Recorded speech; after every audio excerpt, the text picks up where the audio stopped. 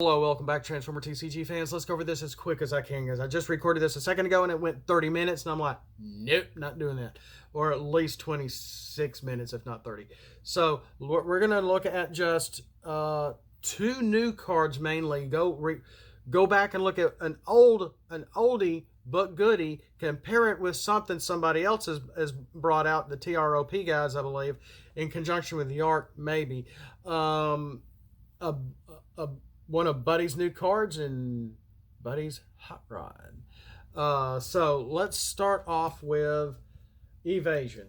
I had sort of an issue with the calling an armor Evasion. That's just me. After having to crawl away with my tail between my legs, on Facebook about this time last year, or at least 11 months ago, I learned some things about creating cards for this game. It has been a long process. Learning how to play the game with my mental imperfectness has been a challenge for me as well. So where does his Evasion go? Here it is. So Evasion is an armor card. It's not an action. It's an armor. That is blue pip. I made it a rare for +3 to defense. Put on mercenaries only. I don't know. The way the thing works, you write in the word mercenary, it pops up the symbol. And if you want to make it plural, you have to put the S right up next to where that ends, and then boop, once you hit that space bar, the S goes in behind it. So it's not going to go correct. Oh, well, this should be IES. No, it doesn't do that. It just moves the S. So I could I know how to do the mercenary symbol on there. That's not a big issue at all. Sorry. So I may leave this. It looks fine, really. Just grammatically speaking, it kind of bugs me. When the upgraded character defends and doesn't get KO'd, repair 1 damage to one of your characters. After the upgraded character defends, scrap this card. So it's like a nice counter to Grenade Launcher, which Grenade Launcher, of course, as we all know, +4 to attack and an orange pip weapon card. So this is a blue pip armor card with +3 to defense that also gets scrapped after you've defended. But he did add the repair in here because he found this picture with Unicron head sort of coming down on Junkion, maybe, when that's Rekgar, and I had the hardest time trying to get as much of this image in that I could, because all these images are just full of just wonderful artwork. I don't know who drew this, but it's really good. And I hate that I had to cut out as much as I did out of it. I can't remember if I flipped. No, I don't think I flipped it. So you're able to see Rekgar and Unicron in the background, his face and his head, and maybe it's Cybertron. Kind of looks like Cybertron in the background. But Buddy wanted to say mercenaries only, even though we do have a Junkion faction. So the Junkions were kind of mercenary-ish back when they were first revealed years ago in, 86? In Season 3, they ended up actually joining the Autobots. They apparently were lost Autobots at one point, then wrote them in, added them to the roster, so to speak. But, there's that. But I don't have an issue with it, really. But it is a neat new card that only mercenaries can get this defense. So it's not like a grenade launcher that anybody can put on. This Evasion only mercenaries can use. So you're going to add this with your opportune cards, the opportunistic cards that I created, that I did 2 of, that are pretty comparable. I like those. I haven't had the chance to play them yet. So that's Evasion. For mercenaries only. Let's move on and let's look at Target Box real quick. Target Box, the image has been flipped my original image was off a Tubi or something, so it wasn't very good. Using YouTube's channel where you have Beast Wars in 4K, which is wonderful. It looks so clean. That's where I got this image from. I flipped it. I tried to get where I could, because all of them are actually, you have, well, it's flipped. So, and I'm flipped. You know, you got Megatron here. You have Waspinator here.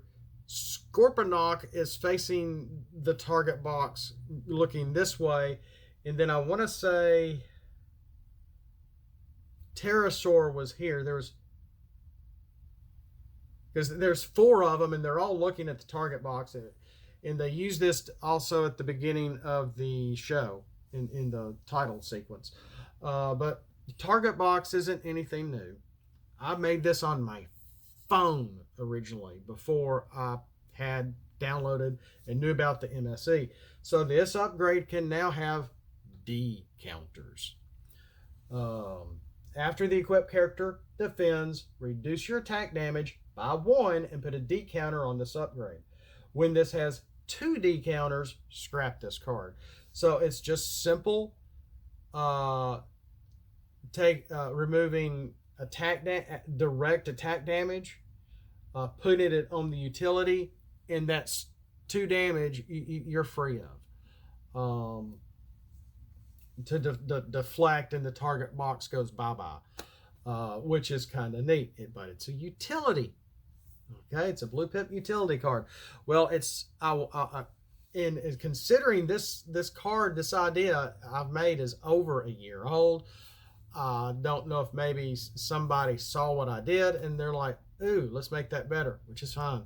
I've mentioned that before. Gosh, over a year ago here on this channel, if anybody saw that too, that the TROP, the art, or one of those guys, or Bayformers, I want to say it's the Trop guys, made something called an absorption core. The absorption core is, I think, actually an armor that gives +1 to defense. I don't have any defense off this. It's just to help deflect 2 attack damage. Well, the absorption core not only gives defense, but it has something similar with non-attack damage.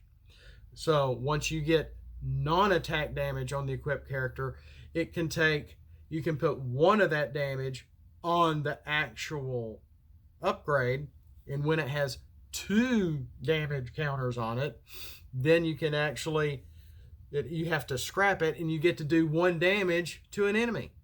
So it's stronger than my target box in a few ways, but at the same time, it can't take attack damage or deflect attack damage. It takes non-attack damage. So as long as, I'll put it up here, but as long as the absorption core is an armor, which I think it is, and you have target box as utility, yes, you could have them both on 1 character. Wow. Awesome, guys. I like that. So I just went over one of their own cards, as well as comparing it with my target box. That's now updated with a new image and actually calling it the damage D counters instead of just attack damage, however I badly had it worded like 21 months ago. So there's that. And up next is Blitz Blast. Blitz Blast was on the figure box for Dead End for Cyberverse. I saw him in Walmart, and I'm like, whoa, this is a character I've never seen before as a toy.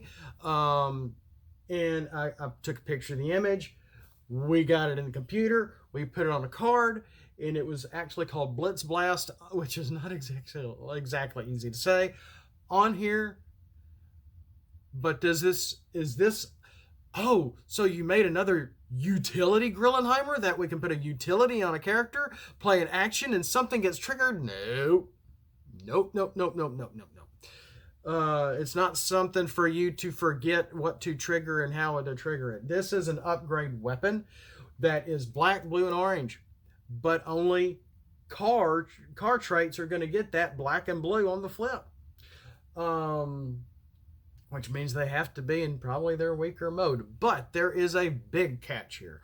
Well, that needs a star. You have all that on there? Oh my God, no. Because you can only put this on 6-star characters or less, Decepticon cars only. So this is going to help out not just the Stunticons, but the Sports Car Patrol as well, and maybe a few others. But 6 stars or less only. So I don't think anyone's made a dead end, into the game or not. But I would imagine, since we have so many bumblebees, I know there's one bumblebee that is a 6-star. Did he come with a starter set? I want to say we have 2 6-star bumblebees. 6, 7, and I know we have at least a 9 and maybe a 10. And that's not even thinking about the old Japanese promo that I never got. Not worried about that. But anyway, Blitz Blast. Let's look into this. This is kind of neat. I like what I did here. So it can only go 6-star characters or less, Decepticons with the car traits. So they have to be in car mode to even have this get into the battlefield. Up to 2 Blitz Blasts can fit in 1 weapon slot. Try saying that 3 times fast. When the upgraded character attacks, you may scrap this. If you do, the equipped character has Pierce 2 for attack. So, yes, this is like a grenade launcher. It can stay on them. It does not come off. It will give them 4 attack. But it's going to take 2 of these to be on the character to do it. But you can get Pierce 4, but you have to scrap them, so you can't have your cake and eat it too. So it's either the 4 attack with 2 cards, or Pierce 4 when you scrap them both. I think this is pretty well balanced. This is one of my neatest cards I think I've ever come up with. I really like this idea. I'm not sure if I've seen anybody do something like this, and that's what this is all about. Oh, gosh, I make myself looking even dumber than I might already be. I really like this as a neat idea. To make it be, as strong as a grenade launcher, but taking 2 cards to do it, where you can get it on the flip, and only a certain trait can get that black and blue traits on the flip for either attack or defense. Is this going to stop Pierce? Reduce Pierce? No, not at all. But it can help give Pierce on the flip, but they have to normally be in their weaker mode for any of that to trigger. But while we have, we have so many bumblebees. I'm trying to remember if we have many Decepticon cars that have neat flipping abilities or not. I remember using Detour a little bit for some draw power, but that's about it. I can't, and I haven't played with the Stunticons a whole lot to remember all their abilities on the fly either. Sports Car Patrol, them. I know we got some others. So let's look at, Hot Rod. Hot Rod is a Night Rodder. Now, Buddy's girl, I had a nickname for her here on the channel. I forgot what it was. But she's a big Night Rider fan. I was too. I don't remember watching all the show to the end when it got kind of weird near the end. All the different kit, the car getting crashed or dying and being rebuilt and all that. And I do remember the rival KARR. I think he was a rival. Got a friend that lives in Tuscaloosa who is a big Knight Rider fan.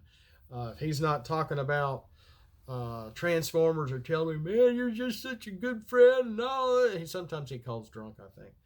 I'll never forget you. We met each other at work, and I know you forever. And he needs a girl bad. But Hot Rod Night Rodder is a 12-star character. with 13 health, 4 to attack, and 2 defense in alt mode. And you're like, did you say a 12-star car? Yeah. You normally don't see that because wizards, I think once I really started to dissect, yeah, that's dissect. Dissect and looking at stats versus health versus types of vehicles.